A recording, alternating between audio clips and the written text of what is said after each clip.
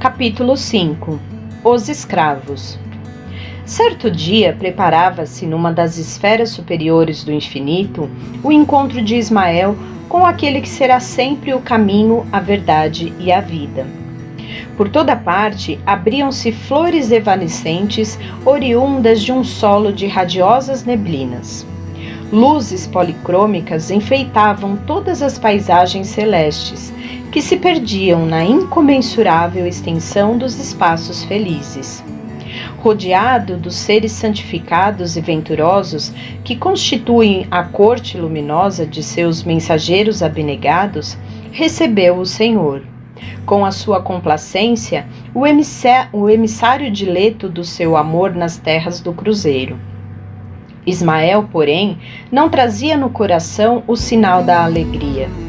Seus traços fisionômicos deixavam mesmo transparecer angelical amargura.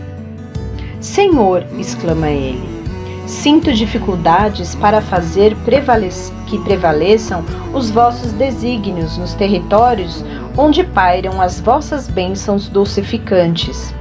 A civilização que ali se inicia, sob os imperativos da vossa vontade compassiva e misericordiosa, acaba de ser contaminada por lamentáveis acontecimentos. Os donatários dos imensos latifúndios de Santa Cruz fizeram-se à vela, escravizando os negros indefesos da Luanda, da Guiné e de Angola. Infelizmente, os pobres cativos, miseráveis e desditosos, chegam à pátria do vosso evangelho como se fossem animais brávios e selvagens, sem coração e sem consciência. O mensageiro, porém, não conseguiu continuar. Soluços divinos lhe rebataram do peito opresso, evocando tão amargas lembranças. O divino mestre, porém, cingindo-o ao seu coração augusto e magnânimo, explicou brandamente: Ismael, acerena teu mundo íntimo no cumprimento dos sagrados deveres que te foram confiados.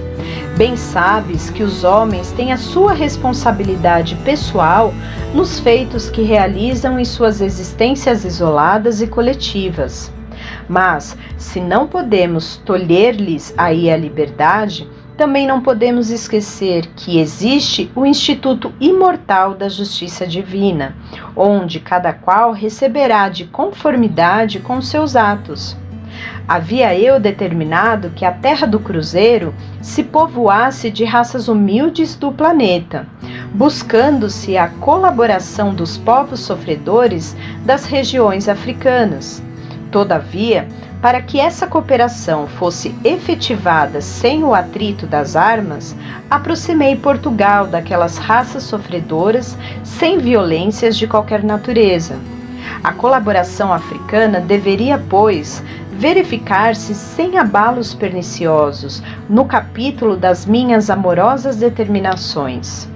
O homem branco da Europa, entretanto, está prejudicado por uma educação espiritual condenável e deficiente. Desejando entregar-se ao prazer fictício dos sentidos, procura eximir-se aos trabalhos pesados da agricultura, alegando o pretexto dos climas considerados impiedosos. Eles terão a liberdade de humilhar os seus irmãos em face da grande lei do arbítrio independente, embora limitado, instituído por Deus para reger a vida de todas as criaturas. Dentro dos sagrados imperativos da responsabilidade individual. Mas os que praticarem o nefando comércio sofrerão, igualmente, o mesmo martírio nos dias do futuro, quando forem também vendidos e flagelados em identidade de circunstâncias. Na sua sede nociva de gozo, os homens brancos ainda não perceberam que a evolução se processa pela prática do bem e que todo o determinismo de nosso Pai deve assinalar-se pelo amai o próximo como a vós mesmos. Ignoram voluntariamente que o mal gera outros males com um largo cortejo de sofrimentos. Contudo, através dessas linhas tortuosas impostas pela vontade livre das criaturas humanas, operarei com a minha misericórdia. Colocarei a minha luz sobre essas sombras, amenizando tão dolorosas crueldades. Prossegue com as tuas renúncias em favor do Evangelho e confia na vitória da providência divina. Calara-se a voz de Jesus por instantes. Mais confortado, Ismael continuou: Senhor, não teríeis um meio direto de orientar a política dominante, no sentido de se purificar o ambiente moral da terra de Santa Cruz? Ao que o Divino Mestre ponderou sabiamente: não nos compete cercear os atos e intenções dos nossos semelhantes, e sim cuidar intensamente de nós mesmos, considerando que cada um será justiçado na pauta de suas próprias obras. Infelizmente, Portugal, que representa um agrupamento de espíritos trabalhadores e dedicados, remanescente dos antigos fenícios, não soube receber as facilidades que a misericórdia do Supremo Senhor do Universo lhe outorgou nesses últimos anos. Até aos meus ouvidos têm chegado as súplicas dolorosas das raças flageladas por sua prepotência e desmesuradas ambições. Na velha península já não existe o povo mais pobre e mais laborioso da Europa. O luxo das conquistas lhe amoleceu as fibras criadoras, e todas as suas preciosas energias e qualidades de trabalho vêm esmorecendo sob o amontoado de riquezas fabulosas. Entretanto, o tempo é o grande mestre de todos os homens e de todos os povos, e se não nos é possível cercear o arbítrio livre das almas, poderemos mudar o curso dos acontecimentos a fim de que o povo lusitano aprenda, na dor e na miséria, as lições sagradas da experiência e da vida. Ismael retornou à luta, cheio de fervorosa coragem, e os acontecimentos foram modificados. Os donatários cruéis sofreram os mais tristes reveses no solo do Brasil.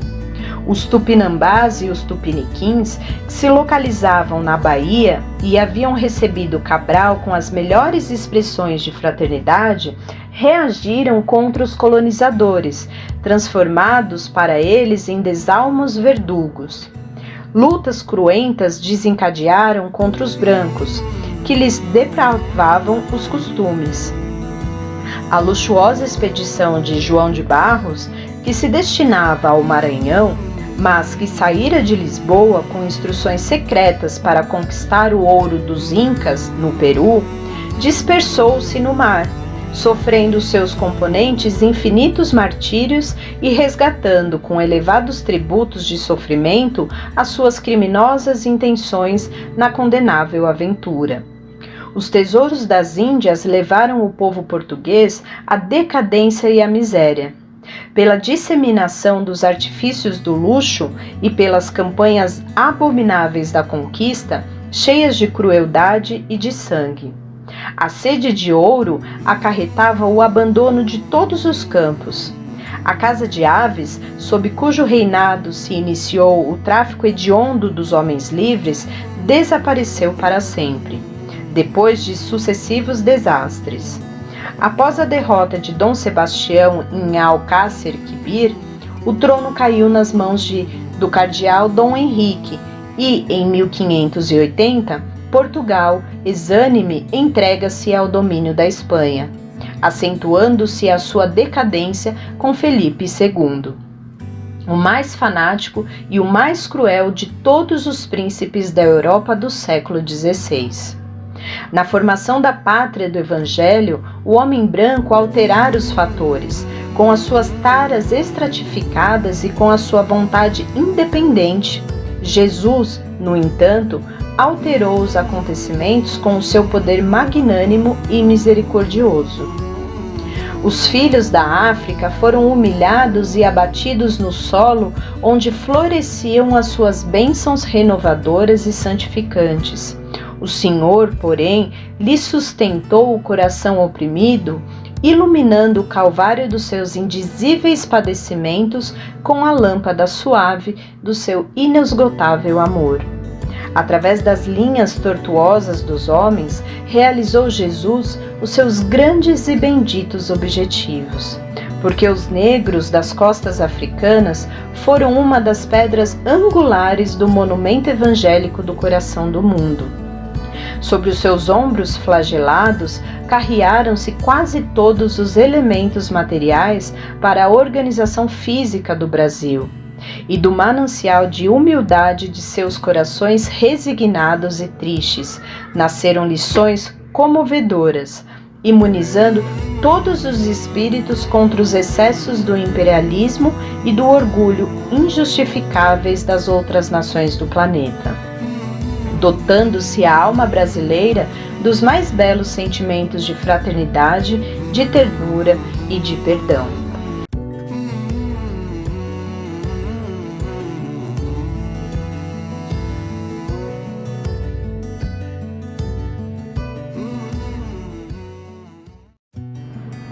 Capítulo 6. A civilização brasileira. Nas praias largas e fartas de Santa Cruz, floresciam cidades prestigiosas. Com o feudalismo das capitanias, as cidades e as vilas modernas do litoral do Brasil estavam já em seus primórdios, destacando-se dentre todas os núcleos populosos de Salvador e de São Vicente, em vista das facilidades encontradas pelos colonizadores com o auxílio dos caramurus e dos ramalhos, que os haviam precedido na ação junto dos indígenas. Contudo, Portugal ainda não se decidira a destacar os seus elementos mais valorosos para os trabalhos da colônia, preferindo enviar-lhe criminosos e homens sem escrúpulos.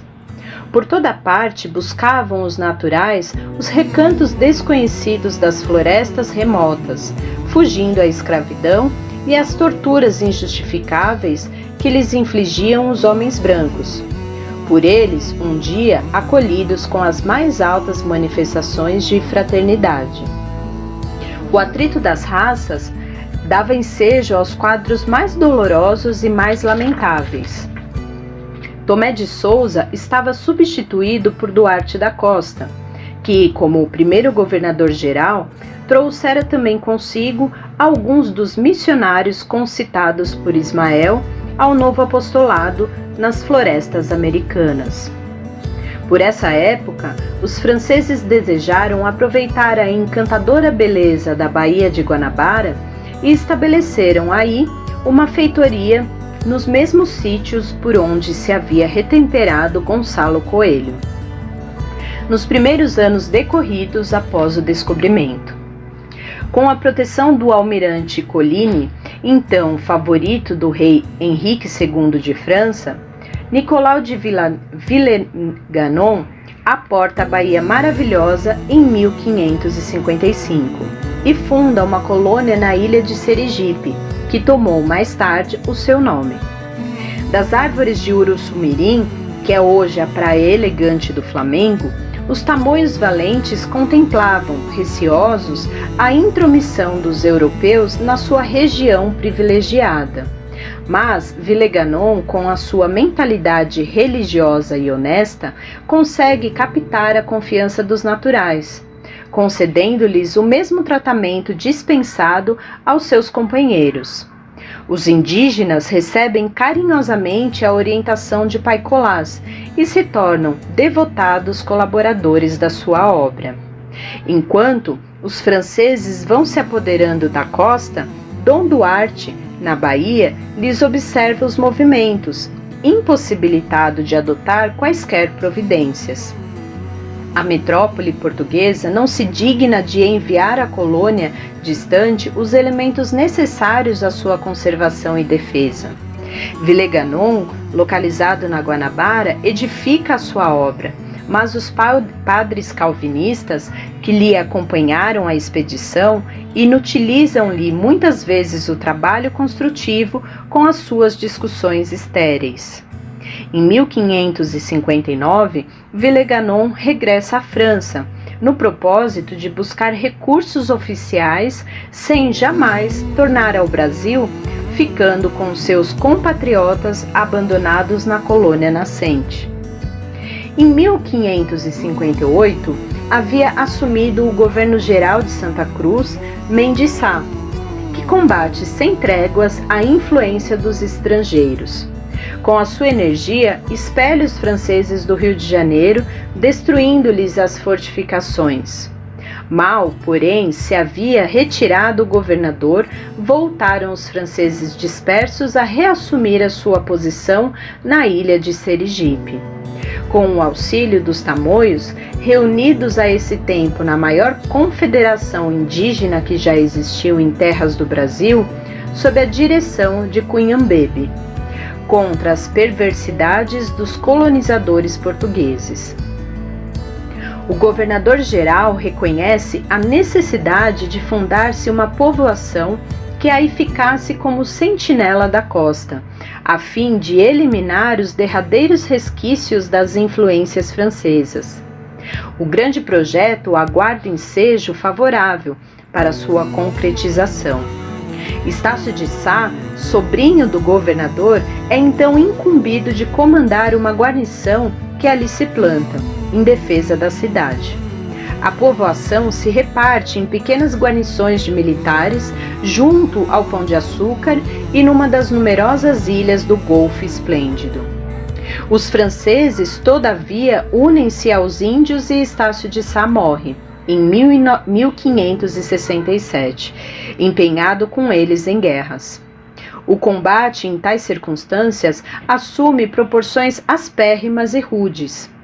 Mendes Sá reúne todas as forças disponíveis nas cidades da colônia e ataca todas as fortificações que existiam onde hoje se situam a Praia do Flamengo e a Ilha do Governador. Obtém a mais completa vitória sobre o inimigo, mas permitiu, lamentavelmente, que aí se consumassem inauditas crueldades com os vencidos. Os portugueses transferem, então, a cidade, que fica definitivamente fundada no Morro de São Januário. Mais tarde do castelo. Em homenagem ao mártir do cristianismo, recebeu a cidade o nome de São Sebastião, ficando outro sobrinho do governador na sua administração. Nas esferas superiores do infinito, Ismael e suas abnegadas falanges choram sobre tão lamentáveis acontecimentos, quais o suplício imposto a João de Boles pelos elementos de mais confiança dos maiorais da espiritualidade. A cidade fica sob a proteção espiritual de Sebastião, o grande filho de Narbone, martirizado pela sua fé cristã ao templo de Diocleciano, em 288 da nossa era. Estácio de Sá reúne-se às falanges invisíveis encarregadas de cooperar no progresso daqueles sítios.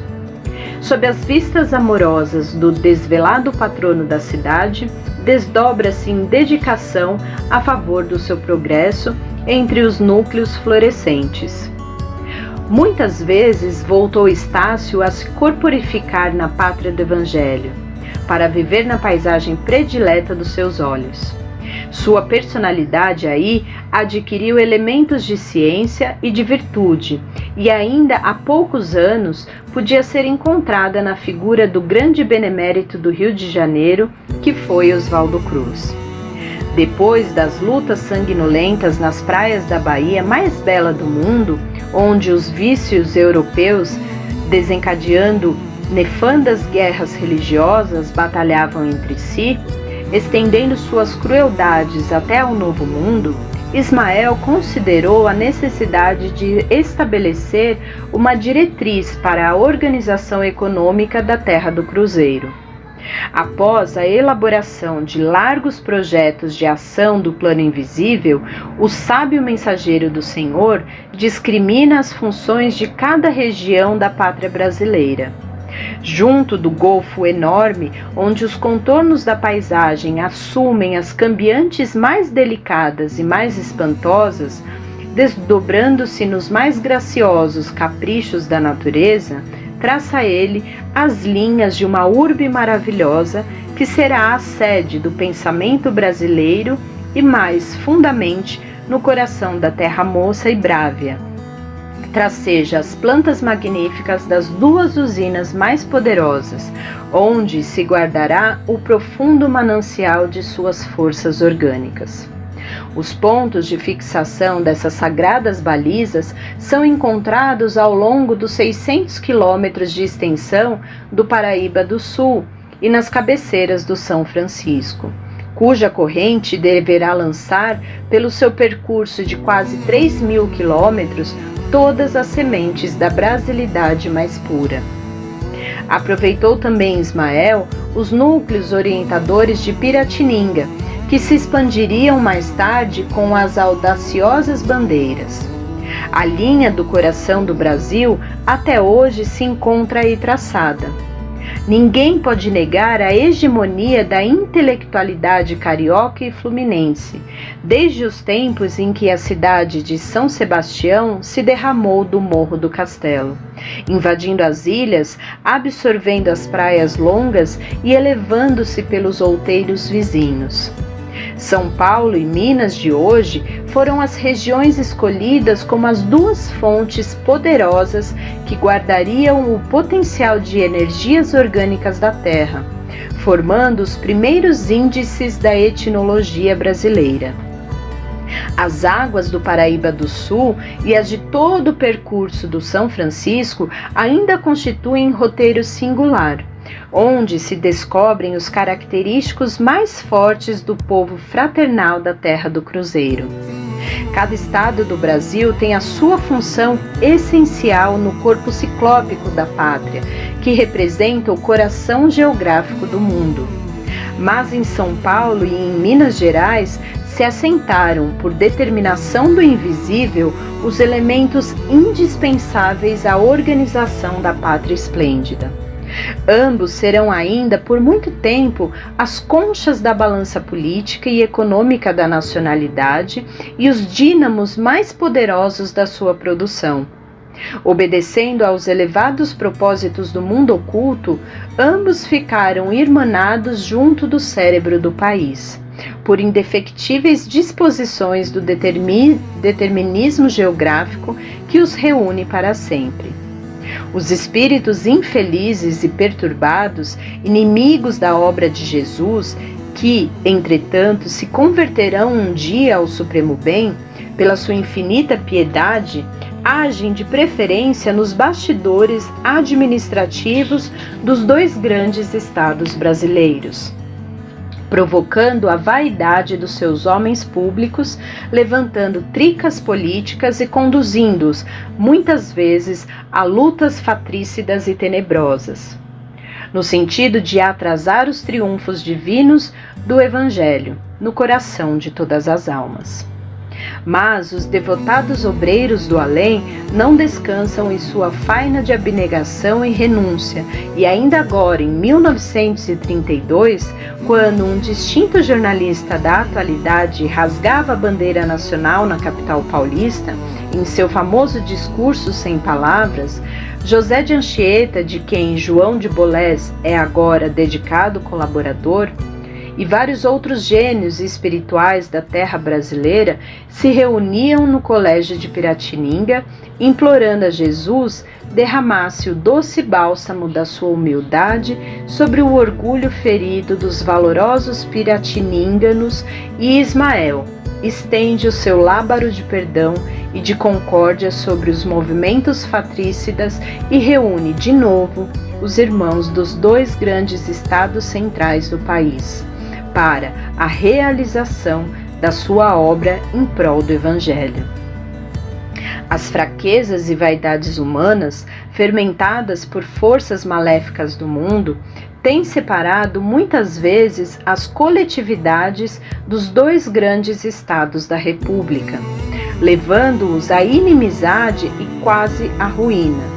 Mas, muito breve, quando as sombras da confusão dos tempos modernos invadirem ameaçadoramente os céus da pátria, ambos compreenderão a imperiosa necessidade de se unirem para sempre. Como irmãos muito amados, novos símbolos de Castor e Pólux expandirão juntos as suas energias étnicas modeladoras da terra do Evangelho, absorvendo nos seus surtos extraordinários as expressões excessivamente indiáticas do Amazonas ao norte e as platinas influências nas planícies do Rio Grande, por cumprirem de mãos dadas os imperativos da sua grande missão histórica. Nesse tempo, que não vem muito longe, as mensagens de fraternidade e de amor expedidas pelos gênios inspiradores do Brasil, do Sagrado Colégio de Piratininga, tocarão primeiramente na coroa de tênues neblinas das montanhas, antes de ascenderem aos céus.